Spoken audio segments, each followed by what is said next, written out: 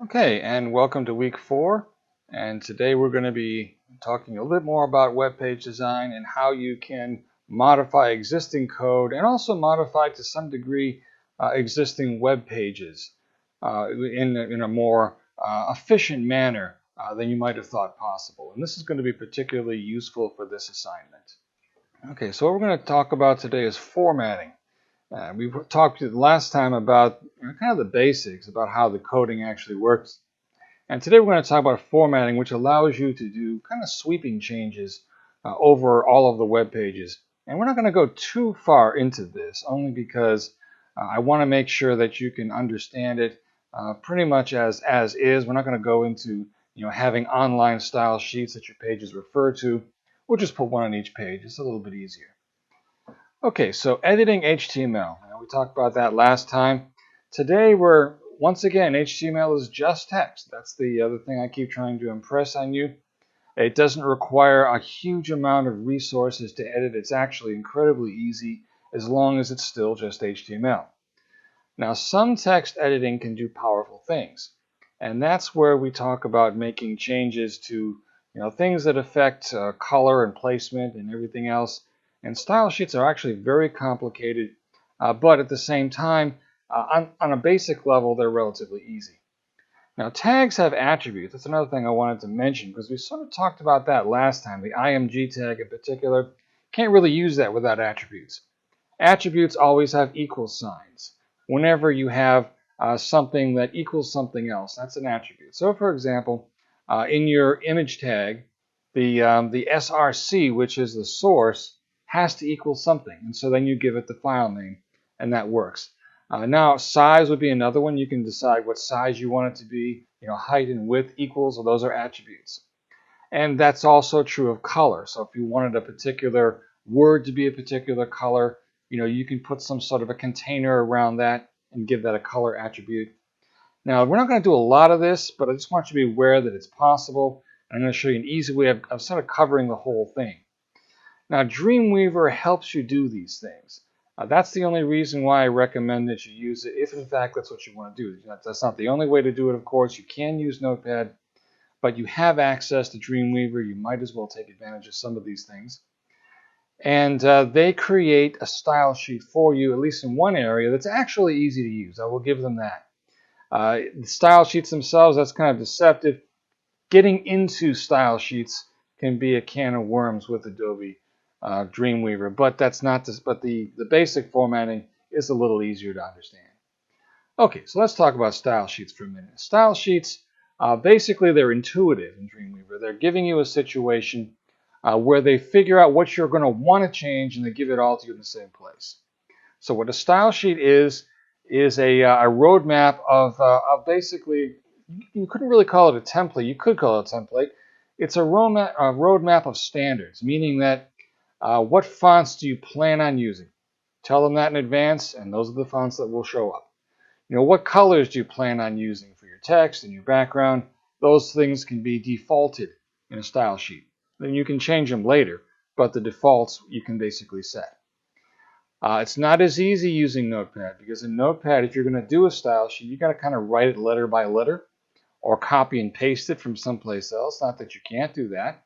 And then you get into things like editing hexadecimal code. So, for example, to code color, you can say color equals red, for example, but red can mean a lot of things. So the computer is just going to give you its interpretation of red. You could also do color equals and then give it some RGB value, and that would work, or a hexadecimal value. And so if you know hexadecimal, great. If you don't, there are other ways you can do it. And of course, in Photoshop, you can pick those. Dreamweaver gives you complete control over this, and so that much is good. And it also writes the code for you, meaning that you pick the colors you want, you do whatever you want to do, and then once you hit OK, then the style sheet appears. You don't have to write it. You can modify it later if you want to, but you don't have to write it from scratch.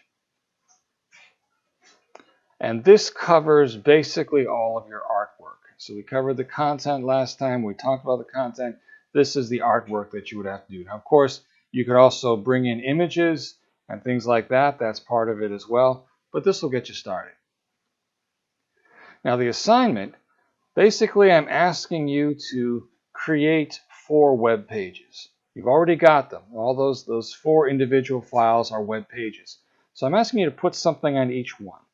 They can have a common theme. You can have, each page can have its own theme if that's the way you want to approach it.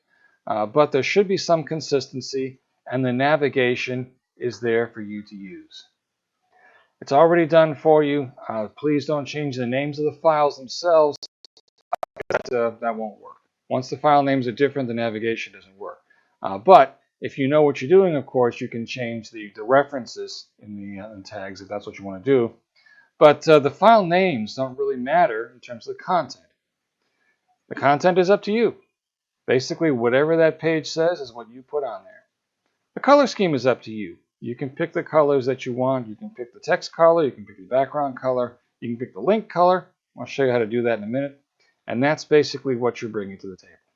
Okay, so here we are in Dreamweaver. And if you look in Dreamweaver, the way we've got it, this is basically where we left off last time. You'll notice that we've got all of the pages here, from the form to page 2, which hasn't been altered yet in any way, and page 3 hasn't been altered either. And then there's the menu, which we did alter. And I'm going to take my face out of here. Sorry about that. So you can see we've got the headline there, and we've got the picture, and very little text, and then we've got these. And from there, we've looked at it in a browser window. This is how the browser sees it. This is the Firefox browser, and you notice it's very, very similar to the way it was displayed in the live view. Now, if I go back to Dreamweaver, that's the live view.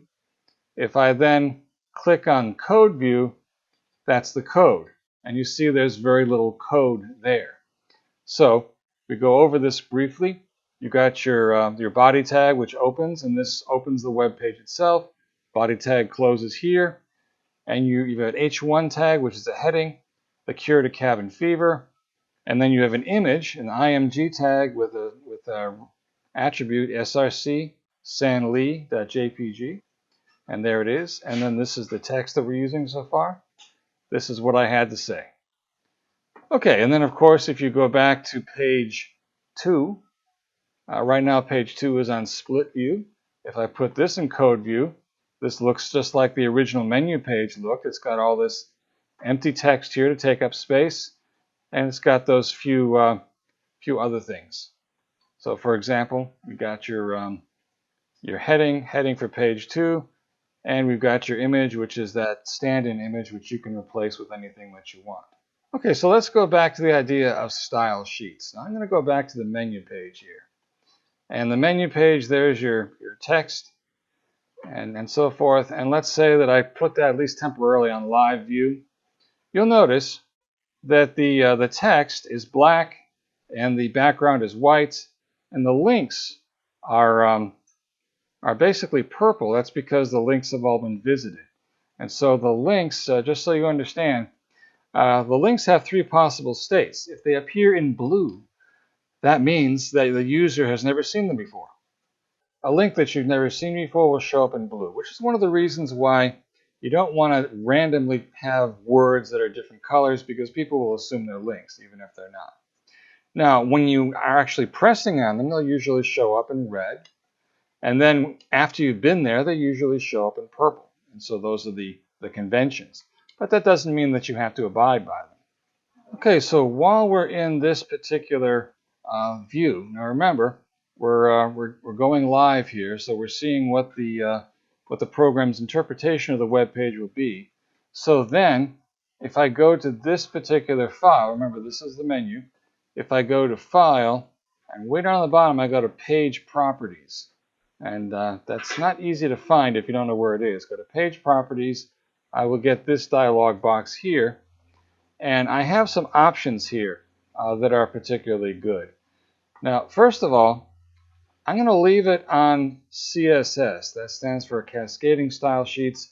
This will use the CSS format. I believe you can also do the same thing using the HTML code. CSS is a little bit easier in this particular case. We're going to stick with that.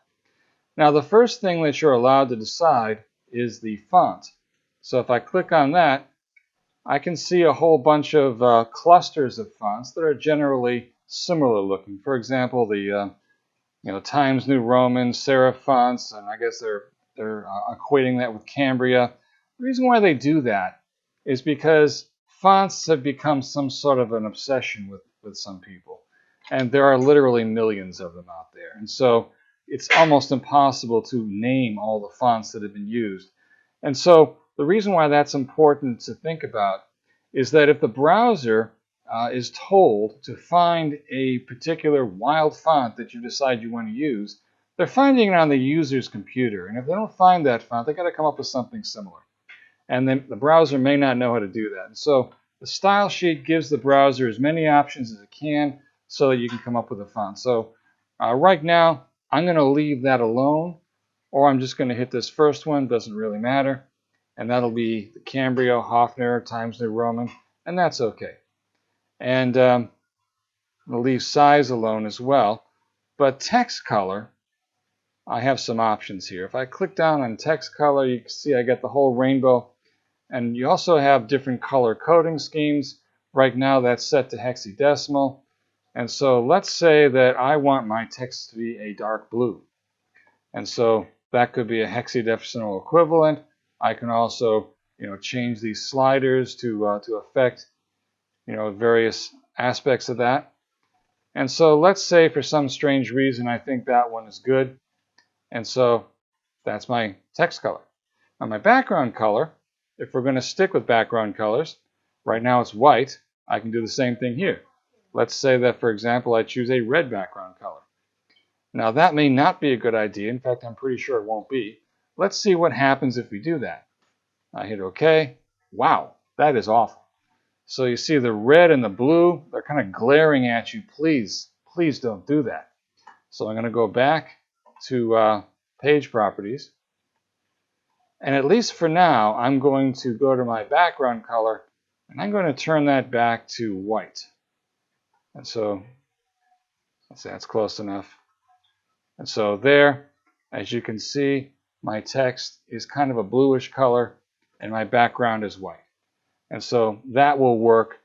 And the font choice tends to be a serif font. It's not horrible. It's whatever, that's what the browser has chosen to deal with right now. Now there is another way to do this, another way to make this happen. I wanted you to be aware of it. Let's say that I wanted to have a gradient background there. Now that would be difficult to do in this particular context, but it's not impossible. So let me show you a trick. So let's say I go to Photoshop. So let's say here I am in Photoshop, and I'm going to make a new document. Now in this case, I'm going to come up with a very unusual type of document. And so what I'm going to do is, first of all, under height, I'm going to envision what is the tallest screen dimensions I'm likely to run into. So let's say 1920 by 1080, that would be 1080. I'm going to pretend right now that that is about as tall as a screen is going to be, even though that may not always be true. I'm going to make a relatively small document. And so the width, on the other hand, I'm going to make 100. So I'm going to make a very tall, narrow page. So if I create that, I get this.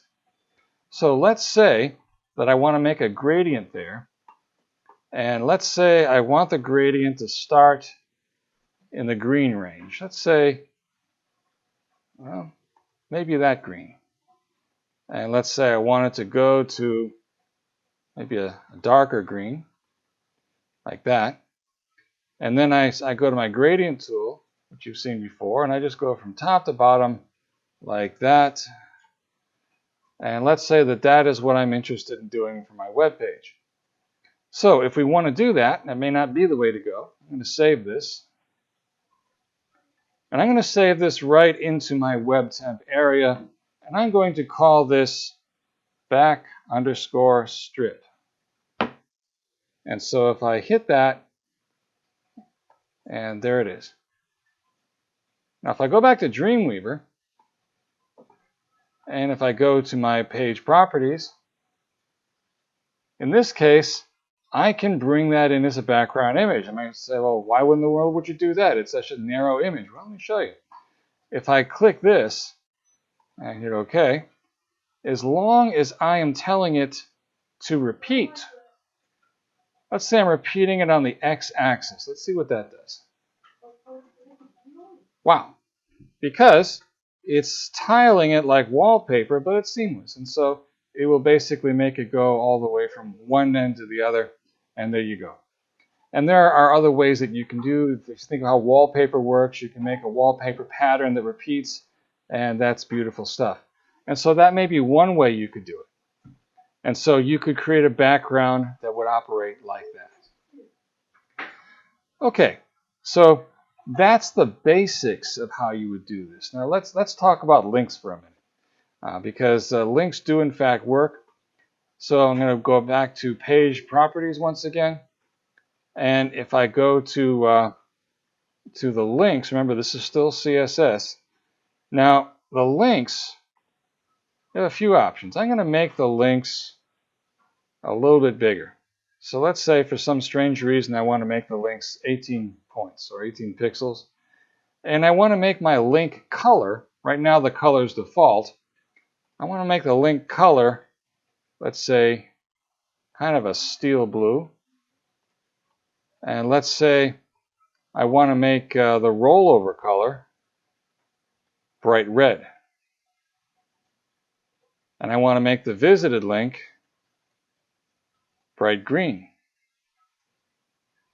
And the active link, this is when you're pressing on it, I want to make that kind of a bright blue. So these are just kind of exaggerated. And so let's say I go ahead and hit OK on this. Now you see, at one point, I made the visited link bright green, which is a horrible thing to do, so I'm going to undo that. So let's say I go back to page properties, and I go back to my CSS links. And so the problem is the computer knows we visited those. So I'm going to make that instead kind of an orange color. So those are the visited colors. And so if I pass the mouse over them, you can see they operate. And if I click on them, they go bright green. And so there we are. So what I'm going to do, notice, remember, we didn't save this code yet. So I'm going to save this particular page. And so there it is. Now, if I were to go to the browser equivalent of that page, now this is the way it was before. If I hit the refresh button, now we get it this way. And so you can see the links respond when I pass the mouse over. And so it has the new color scheme. And so pretty much every other aspect of this you have complete control over. You can add images by simply adding more IMG tags if you want to. And you can use a center tag to center them. And whatever it is that you want to do, you can make happen. And so let's talk about navigation for a minute.